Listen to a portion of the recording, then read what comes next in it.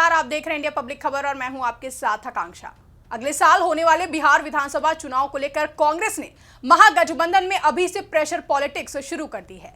Seat sharing को लेकर महागठबंधन में शामिल कांग्रेस और आरजेडी के बीच अभी से तनातनी देखने को मिल रही है। दरअसल बिहार महागठबंधन की सहयोगी कांग्रेस ने साफ कर दिया है कि वो आगामी 2025 का चुनाव 2020 से कम सीटों पर नहीं लड़ेगी। एक और जहां कांग्रेस ने सीटों को लेकर डिमांड रख दी है, तो वहीं कांग्रेस की डिमांड पर अब आरजेडी नेता तेजस्वी यादव की प्रतिक्रिया सामने आई है, जिसमें तेजस्वी यादव ने कांग्रेस नेता के बयान पर कहा कि कौन क्या बोलता है उससे कुछ मतलब नहीं है। आप लोग तो किसी को भी नेता बना देते हैं जो खुद के बारे में कुछ तय नहीं कर सकता है। अब आरजेडी नेता तेजस्वी यादव के इस बयान के बाद से बिहार विधानसभा चुनाव से पहले ही आरजेडी और कांग्रेस के बीच बड़ी अनबन देखने को मिल रही है। अब ऐसे में सवाल उठ रहा है कि आखिर कांग्रेस ऐसा अभी से ही क्यों कहने लगी है। तो कथित तौर पर शायद कांग्रेस को यह एहसास हो गया है कि आरजेडी अब अधिक भागीदारी के साथ चुनाव लड़ना चाहती है और कांग्रेस को कम सीटें दिए जाने की संभावनाएं हैं। ऐसे में कांग्रेस ने अभी से बैटिंग करनी शुरू कर दी है। इसी कड़ी में पूर्णिया सांसद पप्पू यादव और बिहार में कांग्रेस के प्रदेश अध्यक्ष अखिलेश प्रसाद सिंह के बयान पर गौर किया जा सकता है। पूर्णिया सांसद पप्पू यादव जहां कह रहे हैं कि कांग्रेस को महागठबंधन को लीड करना चाहिए, तो वहीं अखिलेश सिंह कह रहे हैं कि 2020 से कम सीटों पर लड़ना कांग्रेस को मंजूर नहीं है। जिसके बाद एक बार फिर से बिहार के राजनीतिक गलियारों के साथ ही इंडिया गठबंधन में चर्चाओं के बाजार गर्म हो गए हैं। बता दें कि पिछली बार कांग्रेस 70 सीटों पर चुनाव लड़ी थी, लेकिन इस बार सवाल ये है कि कांग्रेस ऐसे बयान देने के लिए क्यों आगे आ रही है। आइए पहले इन दोनों नेताओं के बयानों को जान लेते हैं कि इन्होंने आखिर कहा क्या है। तो पूर्णिया के सांसद पप्पू यादव ने कहा है कि यह तय है कि बिहार में विधानसभा चुनाव गठबंधन के तहत ही होगा, लेकिन कांग्रेस को बड़े भाई की भूमिका निभानी चाहिए। आगे पप्पू यादव ने कहा कि मुख्यमंत्री कोई हो, ये दिल्ली में बैठकर राहुल गांधी और प्रियंका गांधी तय करेंगे, पर बिहार में कांग्रेस को बड़ी भूमिका निभानी चाहिए। साथ ही इस दौरान पप्पू यादव ने नाम लिए बगैर तेजस्वी यादव पर कटाक्ष करते हुए कहा कि कुछ लोगों की जिद के चलते हम लोग पिछड़ जाते हैं। जाहिर तौर पर पूर्णिया सांसद पप्पू यादव का ये बयान आरजेडी और तेजस्वी यादव के लिए सीधे तौर पर हमला है। वहीं बिहार के प्रदेश कांग्रेस अध्यक्ष अखिलेश प्रसाद सिंह ने कहा कि बिहार में कांग्रेस 2020 के विधानसभा चुनाव से कम सीटों पर 2025 में नहीं लड़ेगी। कांग्रेस के प्रदेश अध्यक्ष ने कहा कि लोकसभा चुनाव के प्रदर्शन के आधार पर ही विधानसभा चुनाव में सीटों का बंटवारा होगा। विधानसभा चुनाव में 70 से कम सीटों पर कोई समझौता नहीं होगा। आगे अखिलेश प्रसाद सिंह ने कहा कि 2020 के चुनाव में भी कांग्रेस पार्टी ने 70 सीटों पर चुनाव लड़ा था। 2024 लोकसभा चुनाव में भी पार्टी का प्रदर्शन बेहतर रहा है। बता दें कि इससे पहले बिहार कांग्रेस के प्रभारी शाहनवाज आलम भी कह चुके हैं कि बिहार में ना कोई बड़ा भाई है और ना कोई छोटा भाई है। सीट बंटवारा लोकसभा में जीत के स्ट्राइक रेट के मुताबिक होगा।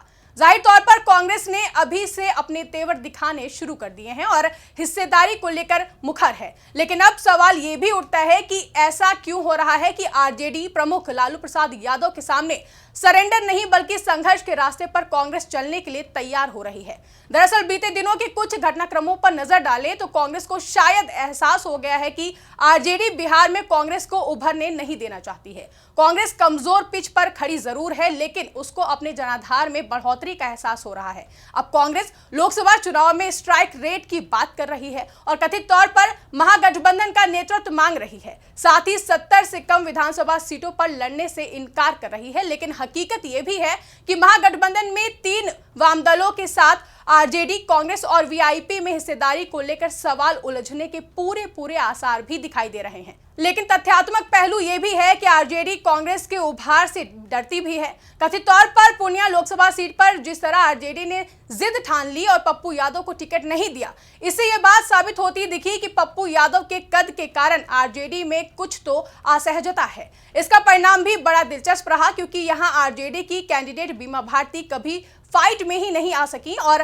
परंपरागत मुस्लिम वोट भी आरजेडी से शिफ्ट होकर पप्पू यादव के पाले में चले गए। जबकि हाल के दिनों में देखेंगे तो पूर्णिया सांसद पप्पू यादव का कद कांग्रेस की ओर से बढ़ाने की कवायद भी देखी जाएगी। वहीं झारखंड में जिस तरह से पप्पू यादव ने चुनाव प्रचार किया और जो चुनाव परिणाम सामने आए, इससे पप्पू यादव का कद और बढ़ गया है। जाहिर है कि पप्पू यादव को दूसरी पटरी पर ले जाने की कवायद में लगी आरजेडी को कांग्रेस में पप्पू यादव का बड़ा एक झटका भी कहा जा सकता है। तो वहीं बीते दिनों जिस तरह बेगूसराय संसदीय सीट को लेकर लालू प्रसाद यादव का जो दांव रहा वो भी कांग्रेस के जहन में जिंदा है। तेजस्वी यादव की राजनीति को सुगम बनाने के लिए राहुल गांधी के कन्हैया कुमार को किनारे कर दिया गया था। बता दें कि कन्हैया कुमार के लिए कांग्रेस बेगूसराय सीट मांग रही थी, लेकिन सीट शेयरिंग से पहले ही सीपीआई ने बेगूसराय से अवधेश राय को अपना उम्मीदवार बना दिया था। ऐसे में कन्हैया कुमार के लिए कोई विकल्प ही नहीं बचा कि वो बिहार की राजनीति में अपना जलवा दिखा पाए। हालांकि कन्हैया कुमार पर कांग्रेस दांव खेलने के मूड में रही है, लेकिन कथित तौर पर आरजेडी के दबाव में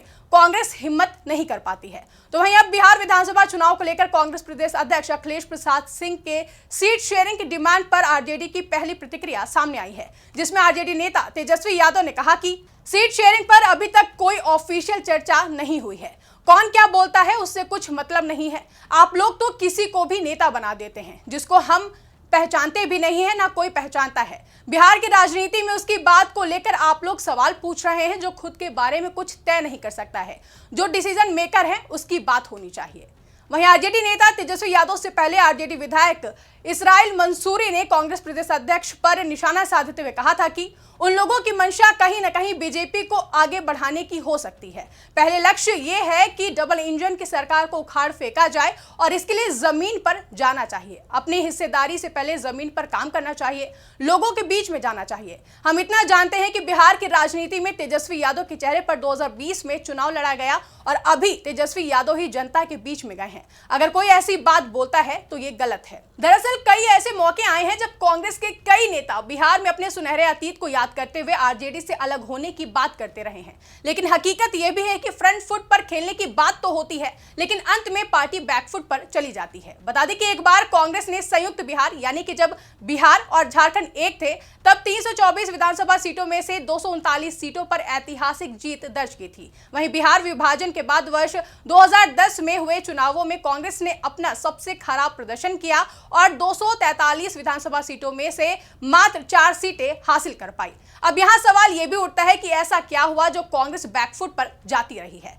तो आपको बता दें कि बिहार में 1990 से पहले अधिकतर समय कांग्रेस के हाथ में सत्ता रही, लेकिन साल 1979 में भागलपुर दंगे के बाद बिहार में कांग्रेस से मुस्लिम समुदाय छिटक गया।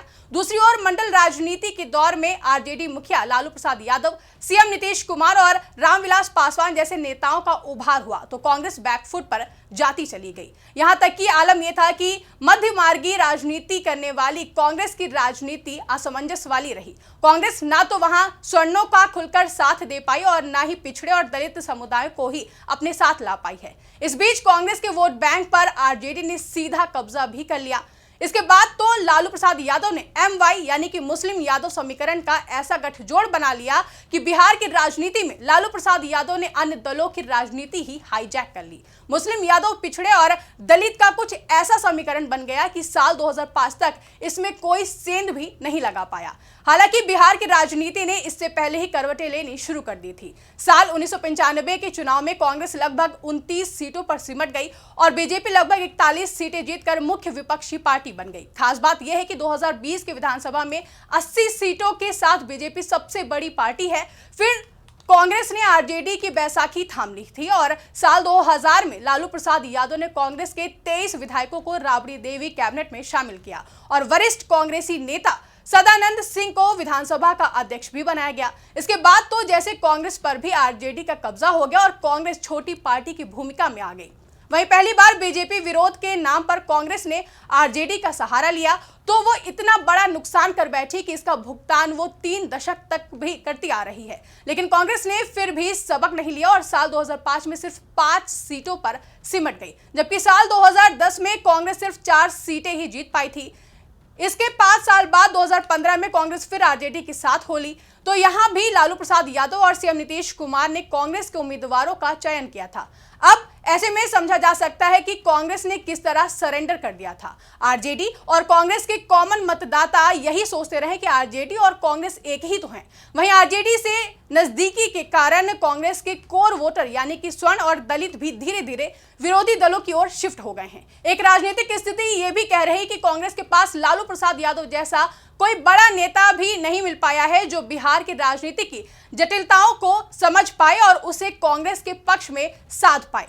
परिस्थितियां वश और अपनी लगातार गलतियों के कारण कांग्रेस बिहार की राजनीति में बैकफुट पर जाती चली गई। वहीं अब जब आरजेडी ने कांग्रेस नेतृत्व का मुखर तौर पर विरोध कर दिया है तो कांग्रेस के पास रिवाइवल का एक मौका बन सकता है। लेकिन सवाल यह है कि क्या कांग्रेस इस मौके का इंतजार कर रही थी और वो वाकई में अपने जनाधार के विस्तार के लिए तैयार है या फिर चंद सीटों की बढ़ोतरी के लिए सियासी बैटिंग कर रही है? इस सवाल का जवाब भविष्य के गर्भ में है और राजनीति जानने वाले और बिहार की जनता कांग्रेस के अगले कदम को लेकर उत्सुक भी है या नहीं, कहा नहीं जा सकता। लेकिन ऐसे में देखना दिलचस्प होगा कि आगामी विधानसभा चुनाव में क्या आरजेडी कांग्रेस की इस डिमांड को पूरा करेगी या फिर नहीं। साथ ही यह भी देखना दिलचस्प होगा कि क्या यूपी उपचुनावों में जिस तरह से सपा ने कांग्रेस को साइडलाइन किया था उसी तरह ही अब बिहार विधानसभा चुनाव में आरजेडी कांग्रेस को साइडलाइन करेगी या फिर साथ मिलकर चुनाव लड़ेगी। और ये सवाल इसलिए उठ रहे हैं क्योंकि हाल ही में इंडिया गठबंधन के नेतृत्व संभालने की बात को लेकर जब पश्चिम बंगाल की मुख्यमंत्री ममता बनर्जी ने इच्छा जताई थी तब आरजेडी मुखिया लालू प्रसाद यादव ने सीएम ममता बनर्जी का समर्थन किया था, जिसके बाद से कांग्रेस और आरजेडी के बीच आ रही दूरियों को लेकर चर्चाएं तेज हो गई थी। फिलहाल के लिए इस रिपोर्ट में बस इतना ही। इस रिपोर्ट को लेकर आपकी क्या राय है कमेंट करके हमें जरूर बताएं।